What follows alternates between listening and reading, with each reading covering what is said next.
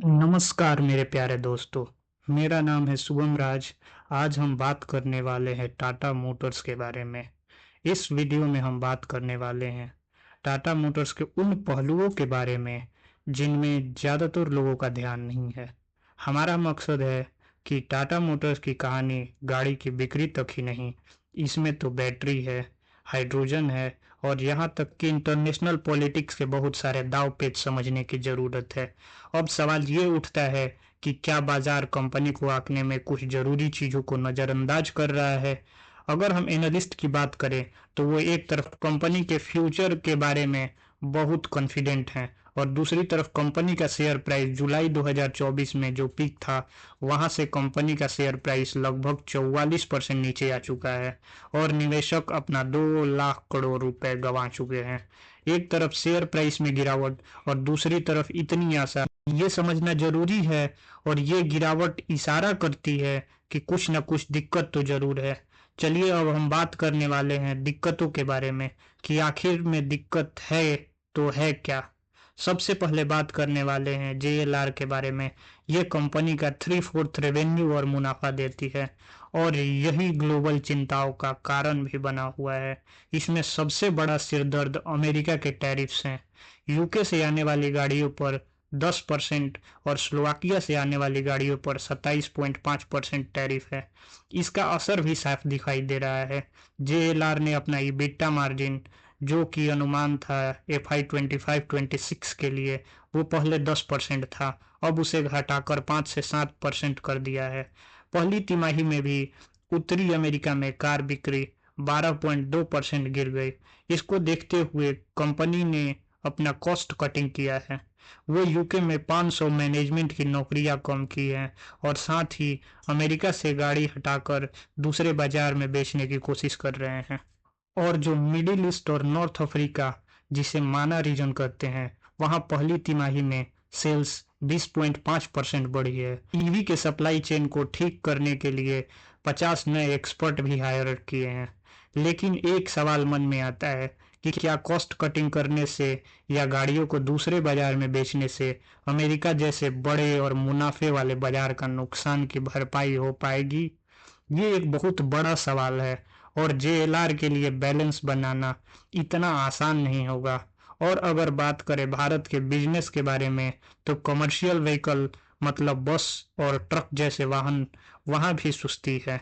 FY 26 का Q1 में sales 6% गिरी है। हेवी ट्रक, उनकी बिक्री तो 12% कम हो गई है। और अगर बात करें पैसेंजर व्हीकल की मतलब कारों की, जहां टाटा मोटर्स का ईवी में दबदबा था, वहां भी पकड़ ढीली पड़ रही है। ईवी बाजार में टाटा मोटर्स एक समय में जहां मार्केट शेयर 73% तक पहुंच गया था, अब वह गिरकर 46 से 53% के बीच आ गया है।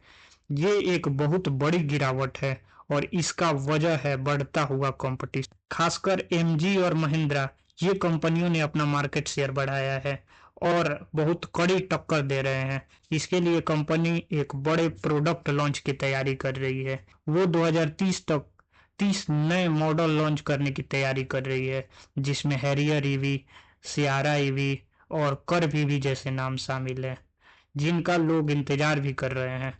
और इसके लिए कंपनी बहुत बड़ा निवेश भी कर रही है, करीब 33 से 35 हजार करोड़ रुपए का।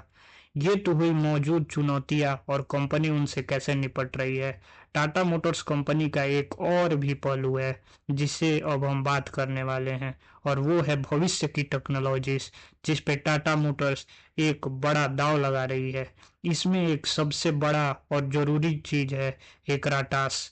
एकराटास टाटा ग्रुप की एक ग्लोबल बैटरी बिजनेस है और ये सिर्फ बैटरी पैक जोड़ने वाली यूनिट नहीं है, ये बड़े पैमाने पर बैटरी सेल बनाने का एक बहुत बड़ा महत्वाकांक्षी प्रोजेक्ट है, जिसके लिए कंपनी यूके में 40 गीगावाट आवर की एक बहुत बड़ी फैक्ट्री बना रही है। इसमें 4 बिलियन पाउंड का निवेश है। आप अंदाजा लगा सकते हैं कि ये इतनी बड़ी प्रोजेक्ट है जिसमें सालाना लाखों गाड़ियों को पावर मिल सकती है। और गुजरात में भी 20 गीगावाट आवर की एक फैक्ट्री बन रही है जिसमें करीब 13,000 करोड़ रुपए का निवेश है। एग्रीटास टाटा ग्रुप कि पूरी ईवी इंफ्रास्ट्रक्चर के लिए बहुत ज़्यादा ज़रूरी है। ये ईवी इंफ्रास्ट्रक्चर की रीढ़ की हड्डी है। ये उन्हें बैटरी सप्लाई चेन में जो दिक्कतें हैं, अनिश्चितताएं हैं और चीन जैसे बड़े देशों पर निर्भरता के जो जियोपॉलिटिकल रिस्क हैं, ये उनसे बचा सकती है। मतलब आत्मनिर्भरता बैटरी में। और यहाँ एक और दिलचस्प बात है कि खबरें आ रही हैं कि टाटा ग्रुप एग्रेटास को अलग से लिस्ट करने की सोच रही है और अनुमान लगाया जा रहा है कि इसका वैल्यूएशन 5 से 10 बिलियन डॉलर के बीच हो सकती है। ये टाटा मोटर्स के मौजूद मार्केट कैप का 15 से 20% हो सकता है। ये एक छिपा हुआ इंजन साबित हो सकता है। ये सिर्फ एक अनुमान है और इतने बड़े गीगा प्रोजेक्ट बनाने में बहुत बड़ा रिस्क है, जैसे टेक्नोलॉजी, लागत और समय पर प्रोडक्शन शुरू करना। बाजार इन जोखिमों को भी ध्यान में रख रहा है। ये जोखिम असली और बड़े भी हैं। शायद बाजार लंबे समय की इन जोखिमों और संभावनाओं को कीमत में शामिल नहीं कर रहा है। वो शायद जेएलआर और घरेलू बिक्री पर ज्यादा फोकस्ड है। इग्निटास के अलावा हाइड्रोजन पर भी काम चल रहा है। इसमें वो ड्यूअल स्ट्रेटेजी पे काम कर रहे हैं, मतलब दो तरीके से। पहला है hydrogen internal combustion engine, H2ICE। मतलब जो मौजूद इंजन टेक्नोलॉजी है उसी को हाइड्रोजन फ्यूल पर चलने लायक बनाना।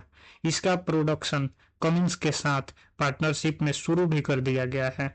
और दूसरा तरीका है H2FCEV। AC-15 बसें इंडियन ऑयल को दी भी हैं टेस्टिंग के लिए। ये गाड़ियां हाइड्रोजन से बिजली बनाती हैं और फिर उस बिजली से चलती हैं। ये टेक्नोलॉजी भारी ट्रकों के लिए बहुत जरूरी हो सकता है, जहां बैटरी वाली ईवी की कुछ सीमाएं हैं, जैसे रेंज और चार्जिंग टाइम। तो हमने देखा कि बैटरी और हाइड्रोजन दोनों पर काम चल रहा है।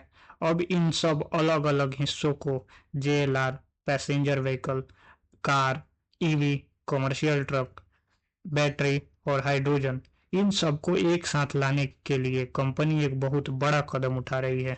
कंपनी दो अलग अलग लिस्टेड कंपनी में बट रही है। एक कंपनी में पैसेंजर व्हीकल्स, जेएलआर, ईवी और शायद इग्निटास भी इसी में आए, ये सब शामिल होंगे। और दूसरी पूरी तरह से कमर्शियल व्हीकल्स, मतलब सीवी और हाइड्रोजन वाले बिजनेस पर काम करेगी।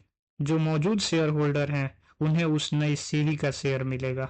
अब देखना ये होगा कि ये कब तक पूरा होता है। और कंपनी का मुख्य मकसद है दोनों बिजनेस को ज़्यादा स्पष्टता देना और ज़्यादा फोकस देना, ताकि मैनेजमेंट भी अच्छे से काम कर सके और बाजार भी दोनों का सही सही मूल्यांकन कर सके। एक तरफ जेएलआर की ग्लोबल चुनौतियां हैं और भारत के ईवी बाजार में जबरदस्त कंपटीशन, तो दूसरी तरफ फ्यूचर के बड़े दाव, एग्रेटास का इतना बड़ा निवेश और हाइड्रोजन टेक्नोलॉजीज पर भी काम। तो देखते हैं क्या होता है।